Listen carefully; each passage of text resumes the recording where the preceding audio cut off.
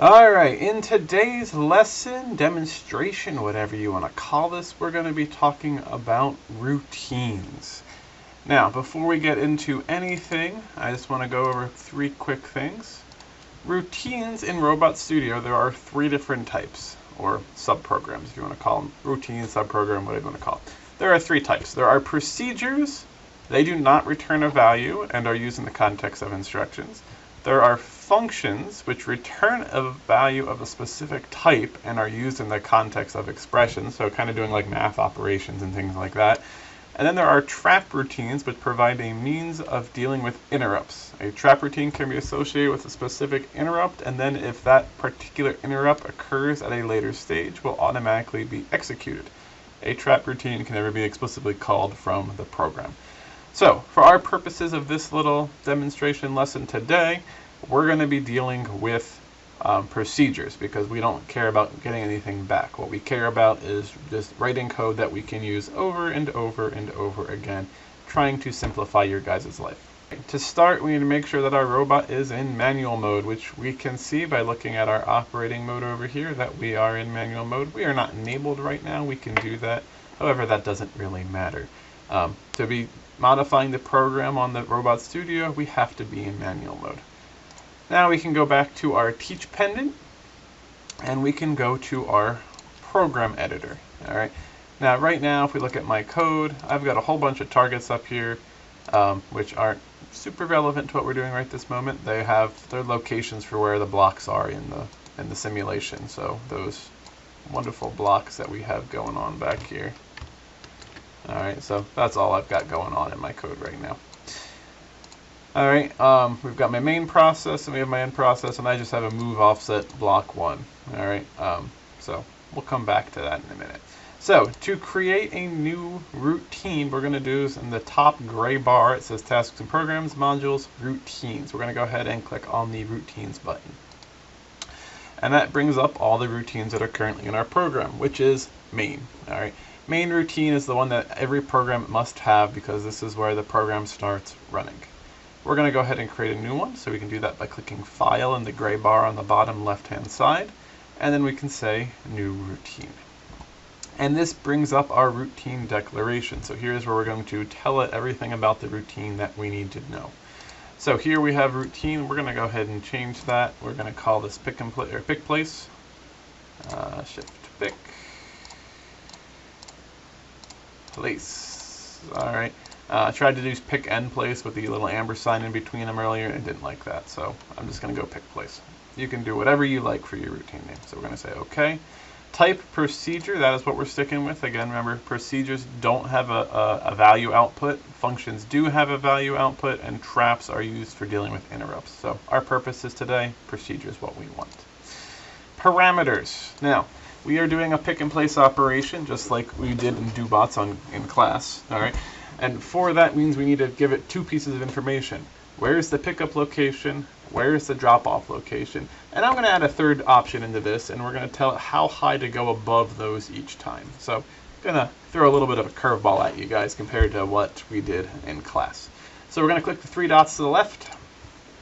That's going to bring us into our parameter screen. As you can see, there are none in here. And if we actually go back, it says none. Surprise, surprise. Anyway, go ahead and click the three dots. We're going to go add, and we're going to go add a parameter. Now this is a required parameter. You must fill this in for the program to run properly, because if we don't have a location to go to or something. So we're going to go add parameter, not the optional. I'm going to call this pickup. Alright, go ahead and hit OK. Now here is one of the most important parts about this, is you have to make sure that your data type is correct. So we have name pickup, which we just entered. Data type right now is just a number, so it's just an integer basically. We don't want it just an integer, we want a whole location for the robot to go to. So that will be a rob target. Rob targets are locations that we are storing, so go ahead and hit OK. And remember, the rob target has the X, the Y, the Z, the Q1, Q2, Q3, Q4, and a whole bunch of other numbers with it. So that's why we don't want to just try to pass in things. This is a bit easier than in DoBot Studio because it stores all of our information about locations as one variable name instead of having us tell it to go, here's the X, here's the Y, here's the Z for that location. So this is a little bit easier. Now we've got pickup, we can go ahead and add another parameter. This will be drop off. Alright, go ahead, data type again, make sure that is a Rob target. And then I told you guys I was going to throw a little bit of an crazy part at you, and we're going to call this offset. No, we can't call it offset. We're going to call it vertical, offset vertical. Alright, and that one we are going to leave as a boring old number. Alright, and we can then go ahead and hit OK. And as you can see, it filled in all of our parameter information for us, and we can leave the rest of this stuff as it sits. So we can just go ahead and hit OK. Now, if you go want to, you can go ahead and hit Show Routine now, and that will take you to in your code where that information, where that little subroutine is. And here you can see kind of the basics of it. We have a PROC for procedure. We have pick and place, which is the name, and then it says robot target pickup, robot target drop off, num offset vertical. All right. So it gets all that information in parentheses for us. So that's just saying, hey, these are the variables that you have to give us. Now SMT is just saying we should be entering our code here. Now we're going to enter basically the exact same code that we did for DoBot Studio. Slight tweak to it. All right. This time we're going to use this offset command, which you can see up here. So right now we can go ahead and do add instruction. We'll move J because we're going above our first point right now. Alright, we can click on that asterisk, and now instead of using any of my blocks, we're going to go with pickup. You go ahead and OK. Now remember, pickup is just an alias for whatever it is that we pass into this program. So when we call this procedure, we call pick place, and we say rob target 1, rob target 2, and a number. Rob target 1, whatever we typed in first, becomes pickup. So it just basically renames it. Alright. Now, I told you we wanted to do an offset first. So to do an offset, we can go ahead and double click on pickup. We can go to functions, and then in here you have OFFS. Alright. And what offset does is it just goes a certain distance, certain XYZ coordinate, from the given location. Now, for some odd reason, that is not giving us our pickup location. The reason it's not giving us our pickup location is because this is grabbing only the robot targets from the main program. It's not grabbing them from within our subroutine, those options. All right. So we're going to have to manually type in our desired pickup location. So we're going to go to edit, and then we'll say only selected, and we can type in pickup and go ahead and say OK. Now, notice we have three more basically variables that we need to enter, and it's EXPs, and the active type at the top is num, and it's only showing us our numbers here. All right. I like how this time it does give us our vertical offset. However, overall we want this to be 0. Now I do have a data type 0 that I created, so you can create a new number if you want that's 0. So you can just say new, type in your name, and then say initial value and give it whatever you want. However, for my purpose, since I already have a 0 created, I'm just going to do that. If you wanted, you could also do edit only selected and just also enter a boring old number here, as I like to call it. So you can just enter a number and say, okay, that's what it is. This 0 and this 0 is the exact same thing. There is no difference between them. All right. And then for the last one, that's where we're going to use our vertical offset distance. All right. The reason it's giving me that is because that is the one that I created earlier. All right. That is not the one that we just created for the purpose of this function that we're going to pass in. So I need to go find that one. So just like before, because we're in a subroutine or a function, whatever you want to call it, it is not giving me the option to use those ones that I had before. All right. So we have to, again, just manually type this in. And that was offset vertical. And we can go ahead and hit OK. And then hit OK again. Alright, and in theory, we are now good. So if I zoom out, we have a move J to this offset pickup location. We're going to go 0 above it, or 0 to the X, 0 to the Y, and whatever number we pass into this for the vertical. We're going to go there to V1000, which is fine, and a Z50, which is fine. Now tool 0, since we have this, we should have another tool, which I don't have showing here.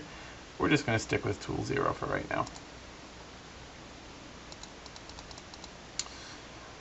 Alright, so next we need to add another instruction. We're going to just do a move L. We're going to go below. We're going to move to our pickup location. Alright, we're going to slow this down so we don't crash into it. So we're going to go V100. And we need to actually be relatively accurate with this because we need to be able to pick that block up. So we're going to go ahead and say a Z1. Nothing else. Alright, now I like to copy this command because I find it to be easier to do. And then paste. And then under the edit screen, there is a change to move L button. So we want to move whatever join angle we need to get our pickup location. Then we want to move linearly straight down. And we want to move linear straight up again. So I like to use, so just copy the move J command, paste it again at the bottom for move L, and then we can go ahead and hit that change button so it just changes between a move J and a move L. So it makes your life really easy to go ahead and do that type of thing. Now, should have said, before we did this move L, or really before we move offset above it again, we need to enable our vacuum. So we can come back into our add instruction. Under common there is a set, and we're just going to do vacuum. And we can go ahead and hit OK. Now, traditionally it would be important before we do this set to call wait Rob. Alright, it's under motion set advance. There's motion advance and motion set advance. So we want motion set advance. And we want to do a wait Rob in there. Alright, and what this is doing, wait Rob / inpuz is doing, is basically it's saying you can't continue to the next command until we have gotten the robot to the previous position that we told it to go to. Alright. You could do a wait time and things like that. However, if you change your speeds and things of the robot so it doesn't get to that position as quickly or as whatnot, it takes longer to get there, that time could actually run out and whatnot. So I just like the wait Rob. It's purpose built for this exact purpose. So we go above the position, the pickup, we go down to the pickup, we wait until we're there, we turn the vacuum on, then we go back above it. Now we need to go above the drop-off position. Alright, and again I like to edit copy. We can just paste that. You can click and we can just change this to pickup to, gotta do edit, only selected, and do drop-off. Go ahead and hit OK. Everything else stays the same. And again, we can go and there as fast as we want. We're at a V1000 still. And again, now I like to, with this one, we can just do a common and then a move L. And just change this to drop off. Again, let's go ahead and slow us down. Make sure our zone is correct at a Z1. We want to do a wait Rob again. So if you like copying things better, you can copy. And then we need to do a reset command on the vacuum. And then we need to move back up again. And again, I will just copy this and paste it. And there we have our little subroutine created. So here again, let's just quick go through that one time. Move J above pickup by the offset vertical value. Move down the pickup at a slower rate. Wait till we're there. Turn the vacuum on. Move back above it. And again, we're moving that way in a fast. We can change that down. Let's change that down to a V100. The Z50 for being high is fine because we're not super accurate here. So we just need to make sure we move straight up first. Then we're going to move over to our next position, our drop off. Move straight down to it again, nice and slow. Wait, move back above it, and we're going to move back above it slow, but again, our accuracy is not as important, so we can go ahead and put that back to a Z50. Alright, and there we have it. We have our little subroutine here written for picking and placing. Alright, now, probably the most important thing, now that we have this created, is how do we run this code? And this is one of those things that does bother me a little bit. I wish it was a little bit cleaner of a solution. There's just one little piece that I really hate about it, but that's my own personal problems. And it's not bad when we're doing it on the teach pendant, but I always enter it wrong when I'm manually coding stuff. To call that procedure that we just created, under the common screen there is a proc call or procedure call. We can go ahead and click on that. Right now we only have two procedures, the main, which we're in, we don't want to loop right back to that. We want to call pick and place, and go ahead and hit OK. And now it's asking us for three different pieces of information, or as it calls it, arguments. Alright. Now this argument is now called pickup in the procedure that we're calling. So this is the pickup location. We want to call pickup 1, or block 1. For drop off, I want to call that stack 1. And then for offset vertical, I don't have a number created for this. Oh, I do actually. Vertical offset distance. Alright, so I created that in the production window or something at some point. So we can go ahead and hit OK, and you can see now that put my code in. Now I can repeat that same thing for block 2, stack 2, and we're going to stick with the same vertical offset. We're going to go below, and then we're going to do one more of those. And we're going to do block 3, stack 3, my same vertical offset distance. Go ahead and hit OK. And in theory, I now have code that will work properly. Alright, so go ahead, give me 1 second. Alright, so we have got our code, we got our process, so let's go ahead and see how this works.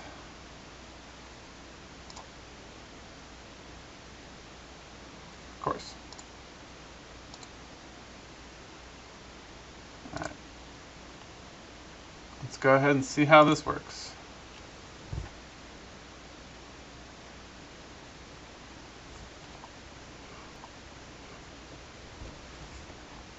Alright, one block placed.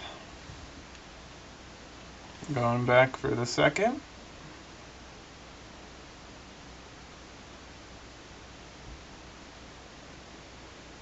Two blocks placed. And last but not least, the third. So, compared to doing our last assignment, which is just going above 2 points and doing this all manually, you can see how much nicer that was. Alright, now I did now just see a problem with my code. Alright, we are not offsetting on that last one. We're not going back above it. So, let's go ahead and go add that offset. So, we can go to, let me center this on for you guys. Go ahead, double click on offset, go ahead and say functions, the offset function, again, unluckily. Now we can do edit all, we just have to make sure that we leave our commas in place. So drop off 0, 0, and this was offset vertical. And we can go ahead and hit OK, and OK, and OK. So we just modified that. Now, we should go ahead and let's do a pp to main under debug. Puts it back at the beginning. Make sure that you reset your simulation. So there we go. Still in manual mode. Let me go ahead and hit play. Simulation is running, so that means gravity works. Let's go ahead and start the robot again. And we will see. And you can see how the robot's kind of moving in a funky path there. Alright, and again, that's that move J. Alright, moving linearly may or may not work. I've had problems with that before where it's got to move linearly, but it's got to like rotate the whole axis down here around once. So be careful on that is really all I'm saying. Alright, and our last block. Now, you can, while you're running, actually drop the blocks if you press the 1 and 2 button there. So, well, 2 drops it, 1 picks it up. Now, we are, I believe, running from the get-go again. Yep, we're back at the beginning. Alright, so that is how we make processes or functions, routines, whatever term that you want to call it. All right. Now again, Robot Studio does have a procedure. That is what we're calling it officially to them, because we're not returning anything. But it's a subroutine, a routine, a function, a procedure. They're all basically the same thing. It all comes down to what is your preference. All right. Hope you learned something on how to make a simple procedure in Robot Studio.